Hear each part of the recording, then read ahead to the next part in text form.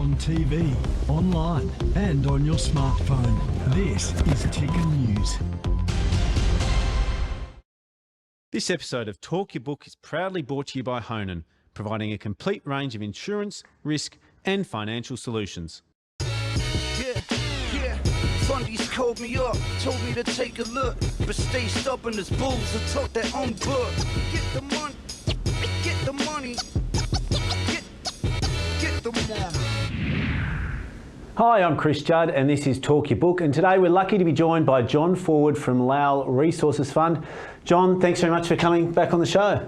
Great to be here again. Thank you, Chris. Now, for those that haven't heard you talk on this program before, maybe give us a bit of a brief outline of Lowell Resources Fund and how you guys look to invest. Yeah, look, we're a fairly rare beast. We're completely focused on the junior resources sector. We can invest globally. We've got a number of investments offshore, but our main focus is the ASX.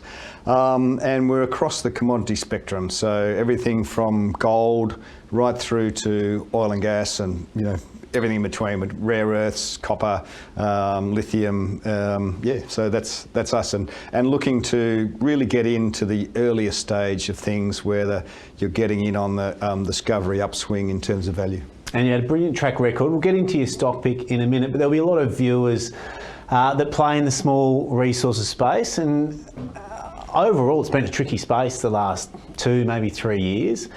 How do you think it's going broadly, and what do you think is going to change sentiment in that space? Yeah, look, I think, I've been saying, I think there's been for junior resources, there's been a triple whammy. The first whammy, if you like, is that commodities in general have very much undervalued in terms of equities. You've seen, the Dow and S&P riding to all-time highs, whereas commodity prices really haven't performed quite nearly as well. So you've got that. You've got resource equities underperforming the general market on top of that. And then thirdly, you've got in individual commodities, you've got the mining companies or the resource companies underperforming their own commodity. For example, gold, the gold equities index has well and truly underperformed the gold price, which has hit all-time highs recently. So what will turn that around? I think the obvious one is interest rates, and I'm optimistic that we still will see interest rate cuts both in the US and possibly Australia in the next 6 to 12 months. But the other thing, I think, just in the gold space, we're seeing gold miners make fantastic margins at the moment, and eventually the broader market will wake up to that and say, wow, these guys must start trading on a higher multiple. Or there'll be M&A action, won't there, with those cash balances. Companies will say, well, if you're not going to buy that junior explorer, we've got cash in the bank, we'll buy them and we'll develop that asset. Yeah, and we're seeing that quite often, quite more and more frequently, particularly in the WA goldfields. There's some smart deals being done, and satellite deposits, producers with mill capacity putting their foot on these satellite deposits and moving all around, trucking it around and filling the mills. And what stock did you want to talk about today?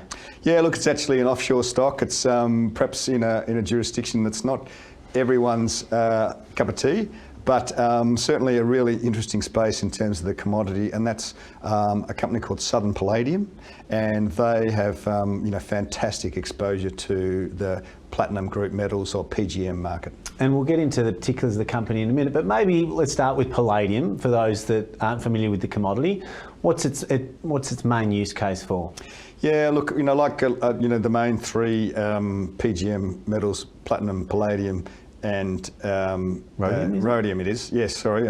There's actually 6 of them, but they're the main 3, and their main use is in ICE vehicles, internal combustion engine vehicles, catalytic converters. So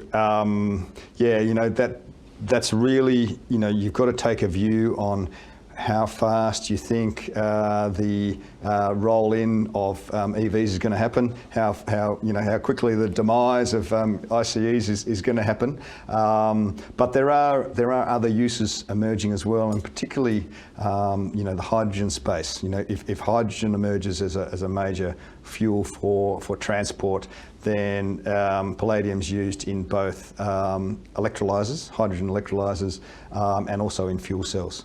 So that's definitely a potentially huge market. And so in a lot of ways, is it almost like the inverse lithium trade? If you look through lithium, you had a huge amount of capex go into increasing the supply of lithium, particularly in the processing of that lithium, and in your precious metals, you've seen really limited amount of money go into them because the death of internal combustion engines was near. Yep. You've got the two major producing countries being Russia and South Africa, both problematic. And the forecast for internal combustion engines demise have been far too aggressive, it looks like. Yeah, do you think there's some inverse similarities between lithium and, say, the precious group metals? Yeah, look, I think there's a real sort of battle or competition between them, and probably you mentioned the lack of investment in platinum group metals, but also I think that sort of mirrors the lack of investment in oil in particular. Yeah. Oil companies have not been investing in their own businesses, and similarly, particularly the South African PGM producers have not been really investing in their own business, and a lot of them are actually now operating at a negative cash margin, and whether that can continue, we've seen the South African election happen. Maybe some of these old mines were being kept alive just to until the election happened, and now they're going to sort of have a bit more of a economic look at them. It's a very interesting space. And talk us through the historical correlation between gold and palladium, and perhaps what's happened the last couple of years. Yeah, look, it's gold and platinum and palladium, used to be there used to be a premium, between the PGMs and gold, and now that's completely broken down. So, gold's trading at $2,300 an ounce, and platinum, palladium are trading at $900, $950 an ounce. So yeah, it's completely broken down. Even though, look, there is a substantial investment and jewellery demand for platinum, and in particular in palladium, but probably there's a much greater industrial component of the demand to the PGMs than there is to gold. And talk us through Southern Palladium's key project that they're drilling out. Yeah, look, I think I can pronounce it right. Benu Yama. I won't be able to prove you wrong if you can't. If you can't. Yeah, you really need a South African to pronounce it correctly. But they're on the eastern limb of the fabled Bushveld complex, which has produced the lion's share of the world's platinum and to a lesser extent palladium. The eastern limb, there's what I really like about it is they're in between, and they're on exactly the same geology and the same Merensky and UG2 reefs as two major operating mines. One's along strike to the north, one's along strike to the south, and there's sort of a historic tidal reason why this project, the Benu Yama project, hasn't been developed. So they're in the stage of completing a pre-feasibility study at the moment. Just ruled off on the completing the drill out for the data for that pre-feasibility study. What were the highlights out of that PFS drilling that they've completed to you? I think the highlights are, they've done, it's remarkably consistent. This reef extends for hundreds of kilometres, and the fact that they're able to drill it at really wide spacing, like hundreds of metres of spacing. They've drilled at least 80 drill holes, I think more actually, and the risk geologically is faulting of the reef, offsetting the reef, and potholes where the reef they're not really potholes, but the reef sort of thins out in sections.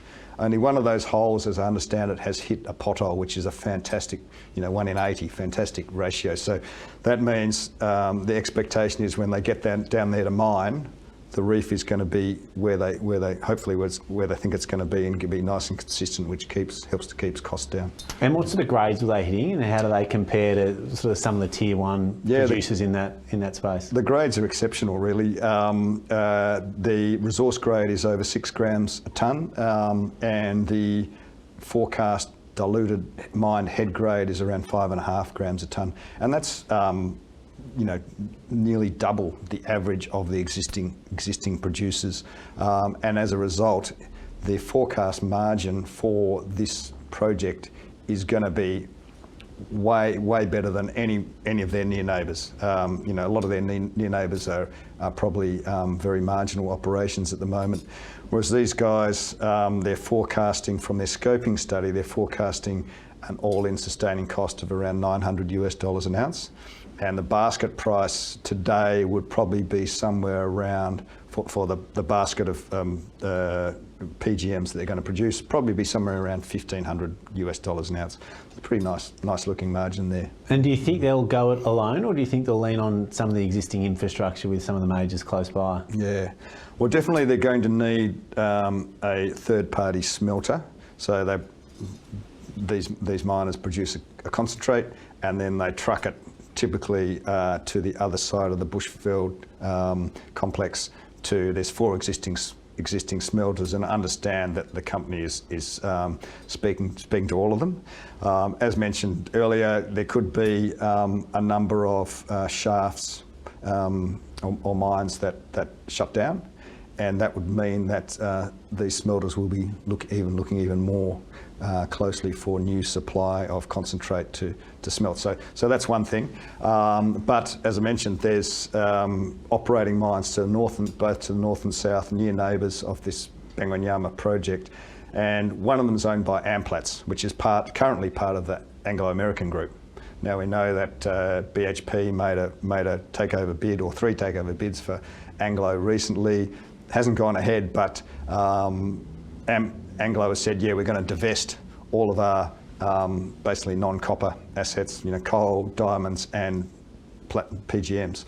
So it looks like that Amplats, which is their Amplats, which is their PGM arm, will be set free, if you like, and possibly have more capacity to do deals. And so that is maybe not an obvious partner, but probably one of the more likely partners. Yeah. And I know it's a bit early, they're only in sort of scoping study stage, but on the back of the envelope, talk us through what the ballpark numbers could be, what sort of funding they require, what sort of EBITDA it could spit out, and maybe what their current market cap is, just to paint a bit of a picture for people. Yeah, so the capital requirement on the scoping basis was about $400 million, which is actually a pretty good capital intensity. They're looking at producing 330,000 ounces of PGMs per annum, which is a really nice substantial amount. For example, the current global demand for platinum and palladium is about 7 million ounces a year, so this will be a reasonable chunk. Their